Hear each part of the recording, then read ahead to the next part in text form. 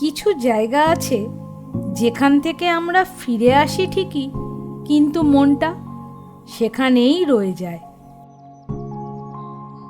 ডুয়ার্স মানে জঙ্গল, নদী আর পাহাড়ের এক অপূর্ব মিলন।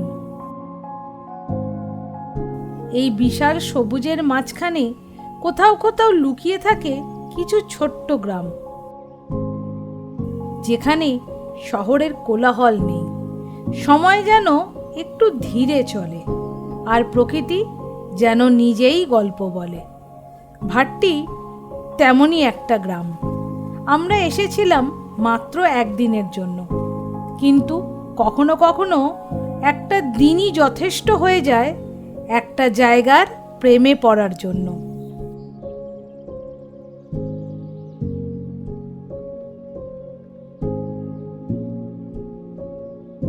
ডুয়ার্সের গল্পে আজ চতুর্থ পর্বে বলবো ভাট্টির এক মায়াবী সকালের গল্প। বলবো একটা বিদায়ের গল্প।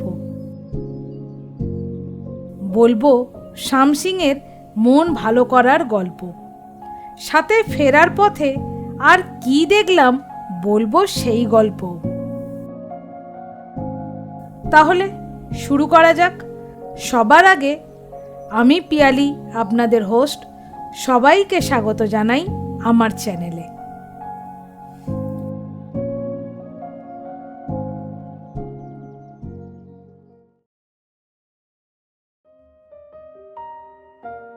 ভাট্টিতে আজ আমাদের দ্বিতীয় দিন আর প্রথম সকাল। গতকাল এসেছিলাম, আজ ফিরে যাব।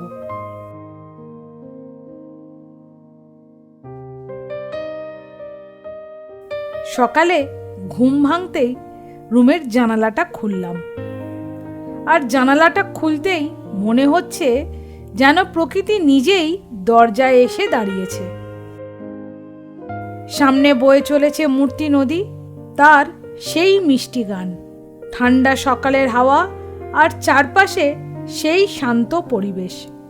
মনে হচ্ছে যেন সময়টা থেমে গেছে। তাকিয়ে থাকলাম নদীর দিকে। এক কাপ গরম চায়ে চুমুক দিয়ে বেরিয়ে পড়লাম সকালের পথে। প্রথমেই এলাম সেই ঝুলন্ত ব্রিজে। ব্রিজের ওপর দাঁড়িয়ে সকালের মূর্তি নদীকে সত্যি অপূর্ব লাগছে। সকালের প্রথম আলো নদীর জলের ওপর পড়েছে, আর দেখুন কত সুন্দর লাগছে। চারিপাশে পাহাড় আর নিচে বয়ে চলেছে নদী। একটা মুহূর্তের জন্য মনে হচ্ছিল এই দৃশ্যটা যেন কখনো শেষ না হয়। ব্রিজ থেকে নেমে এবার এলাম গ্রামের পথে।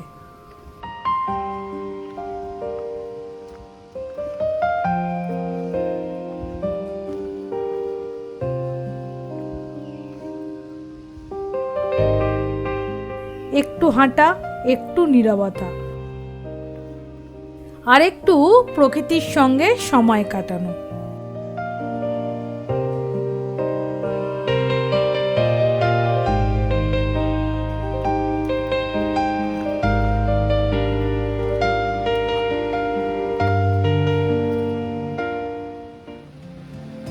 এরপর আবার ফিরে এলাম নদীর পাড়ে।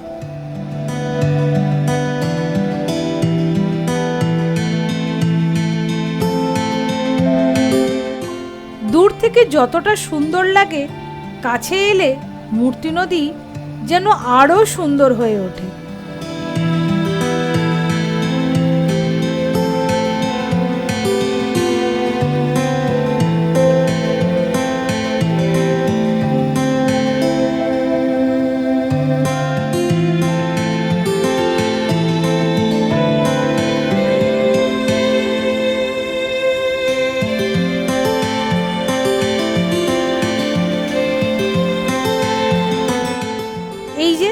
আমাদের হোমস্টে।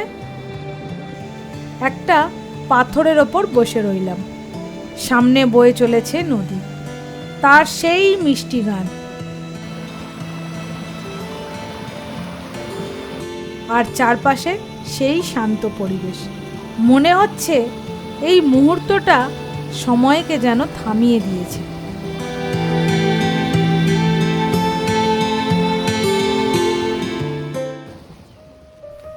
এরপর আবার বেরিয়ে পড়লাম, এইবার হোমস্টের পাশ দিয়ে একটা জঙ্গলের পথ ধরে।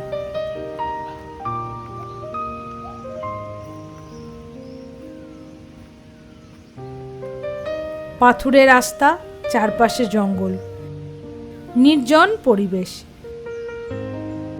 আর পাশ দিয়ে বয়ে চলেছে মূর্তি নদী।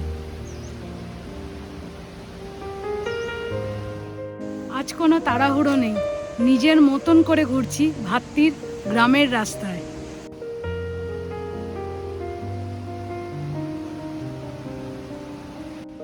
চারপাশে এক অদ্ভুত নীরবতা। নীরবতা এতটাই গভীর যে নিজের পায়ের শব্দও শোনা যায়।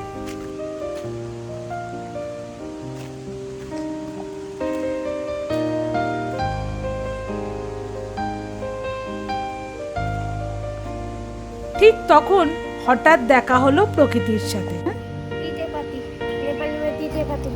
तीते पाती क्या होता है इस पत्ते में?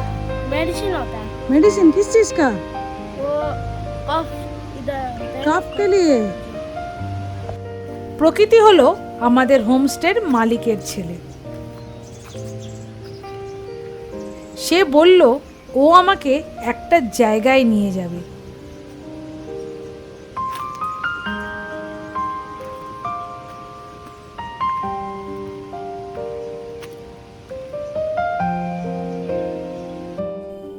চলার পথে থামলাম। প্রকৃতি বাধ্য করছে আমায় থামতে, মুগ্ধ করছে তার এই সুন্দর রূপ।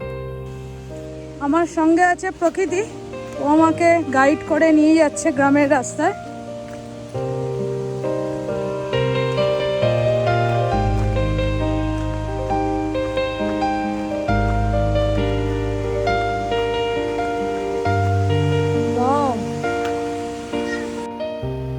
আর সত্যি যেখানে ও আমাকে নিয়ে গেল সেখান থেকে মূর্তি নদীর ভিউটা অবিশ্বাস্য সুন্দর।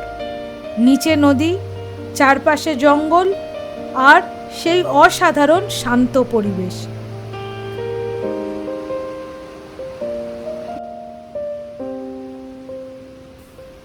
দেখুন এখান থেকে ভিউটা কত সুন্দর লাগছে।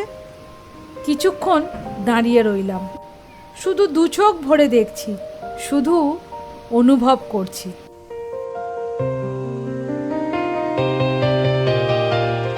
তারপর ও নিয়ে গেল সেই গাছটার কাছে। अच्छा ये मेडिसिन है। मेडिसिन भी है ও যে গাছের পাতাগুলো তুলছে এগুলো কাশি বা কফের জন্য। এই পথটা, এই জায়গাটা সত্যি মনে থাকার মতো।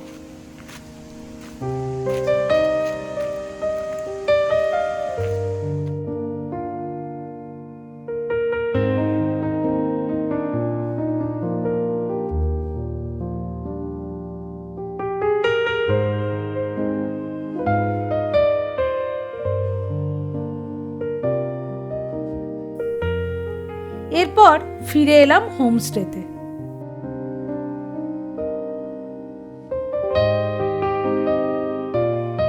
ঘড়ি বলছে সকাল 9টা, ব্রেকফাস্ট রেডি। ব্রেকফাস্টে রয়েছে লুচি আর আলুর তরকারি।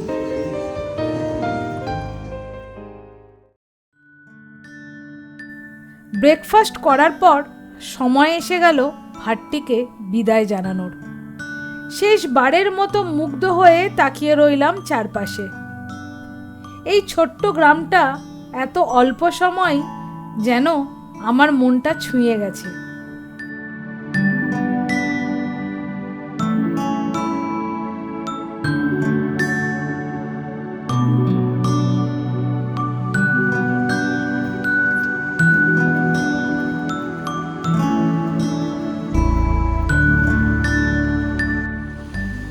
ব্রিজ পার হওয়ার সময় আরও একবার তাকালাম নদীর দিকে।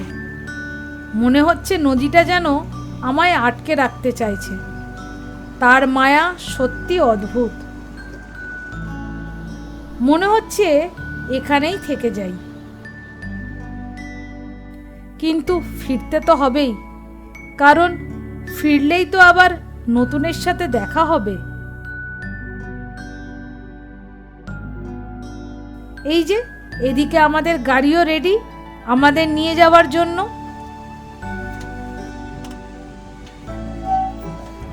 ঘড়ি বলছে 10টা 25। আমরা রওনা হলাম ভাট্টি থেকে।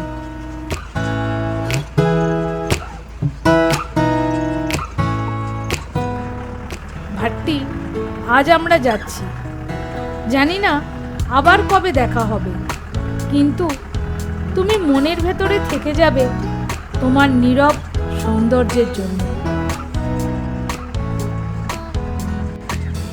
আবার সেই পাথুরে রাস্তা, আবার গাড়ির ঝাঁকুনি।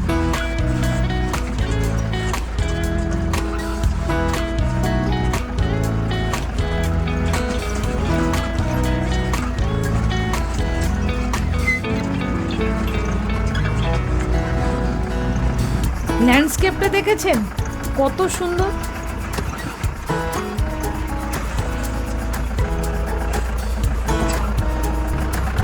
প্রতিটা বাঁক যেন একটা নতুন গল্প।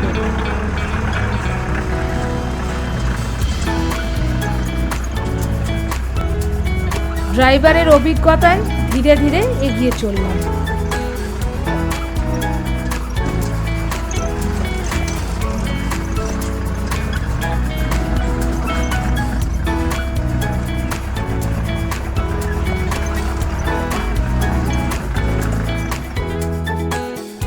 অবশেষে পৌঁছে গেলাম রকি আইল্যান্ডে। এখানে আমাদের পরবর্তী গাড়ি আমাদের জন্য অপেক্ষা করছে। দূর থেকে আরো একবার তাকালাম রকির দিকে।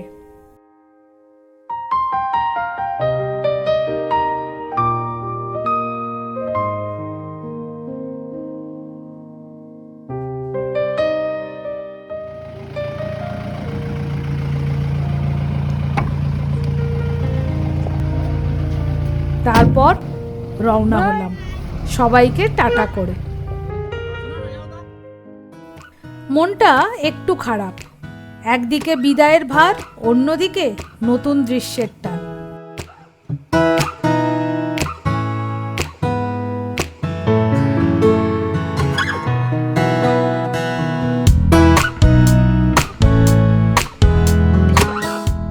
কিন্তু পাহাড়ের ভিউ, জঙ্গলের রাস্তা, প্রতিটা মুহূর্তেই যেন মনটা ভালো করার চেষ্টা করছে। ভাট্টি থেকে শামসিং এই রাস্তাটা যেন দুই অনুভূতির মাঝে একটা সেতু। ডুয়ার্সের রাস্তা কখনো শুধু রাস্তা থাকে না, এগুলো গল্প বয়ে নিয়ে চলে। এইভাবেই পৌঁছে গেলাম শামসিং।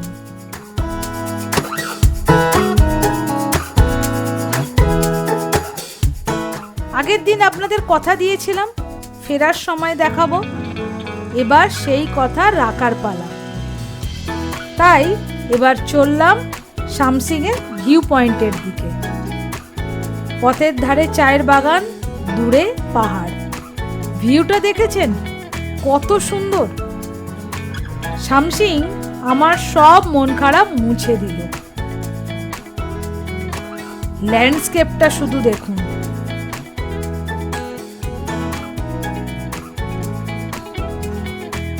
এই যে চলে এলাম ভিউ পয়েন্টে। এই ভিউ পয়েন্ট লালিগুড়াস নামে পরিচিত।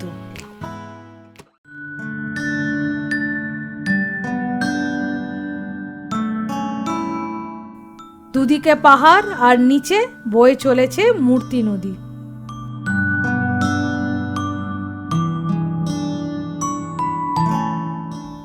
এমন সুন্দর পাহাড়ের ভিউ আমার মনকে তো একেবারে শান্ত করে দিয়েছে।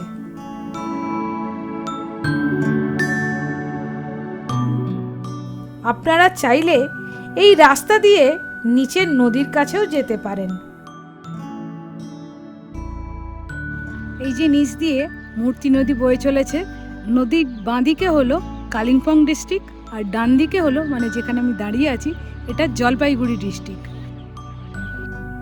দূরে যে হালকা পাহাড়ের রেখা দেখা যাচ্ছে ওটাই ভুটান। চারপাশে চায়ের বাগান, বাতাসে চা পাতার মিষ্টি গন্ধ। পাহাড় আর চা বাগানের মিলন যেন এক নিখুঁত প্রেমের গল্প। ল্যান্ডস্কেপটা দেখেছেন কি অপূর্ব!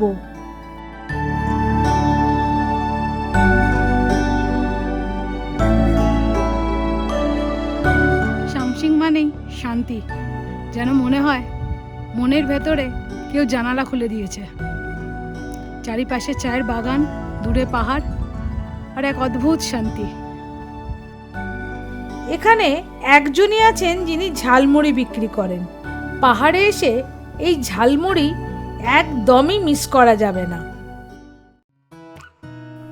শামসিংকে বিদায় জানিয়ে আবার ব্যাক টু ডুয়ার্সের সেই মায়াবী পথে। দুধারে বিস্তীর্ণ চায়ের বাগান, সবুজের নরম কার্পেটের মতো দূর পর্যন্ত বিছিয়ে রয়েছে। দূরে পেছনে ছায়ার মতো দাঁড়িয়ে আছে পাহাড়গুলো, যেন এই সবুজ ভূমির নীরব প্রহরী। জানালার বাইরে ঠান্ডা হাওয়ার ছোঁয়া, আর ওপরে ধূসর নীল আকাশে সাদা মেঘের ঢেউ। এ যেন প্রকৃতির আঁকা এক জীবন্ত ক্যানভাস। গাড়ি চলেছে চা বাগানের মাঝে আঁকাবাঁকা পথ দিয়ে। এই রকম পথ আমার তো ভীষণ পছন্দের।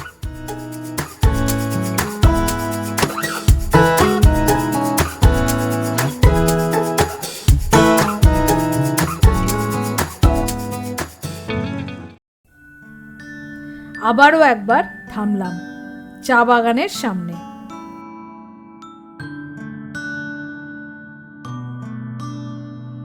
সবুজের সেই অসীম বিস্তার, দূরে পাহাড় আর নিঃশব্দ প্রকৃতি। চা বাগান সবসময় আমার ভীষণ প্রিয়।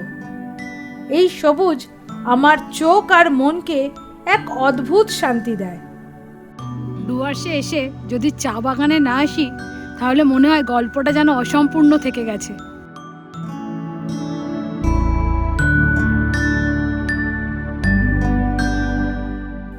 দেখুন, যেন মনে হচ্ছে ঢেউ খেলানো সবুজ সমুদ্র। চা বাগান মানেই সবুজের মধ্যে হারিয়ে যাওয়া।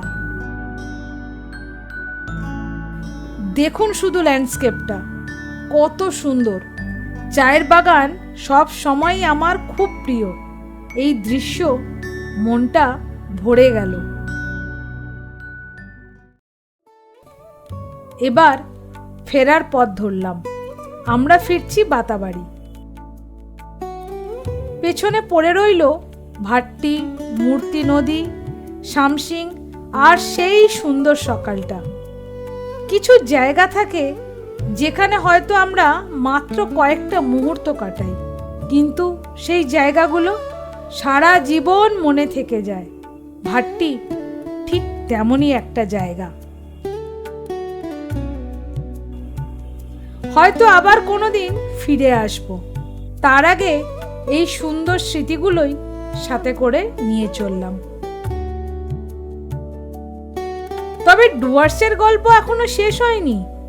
ডুয়ার্সে আরো কি কি দেখলাম সেই গল্প বলবো আগামী সোমবার। অপেক্ষায় থাকবেন। আজ আসি।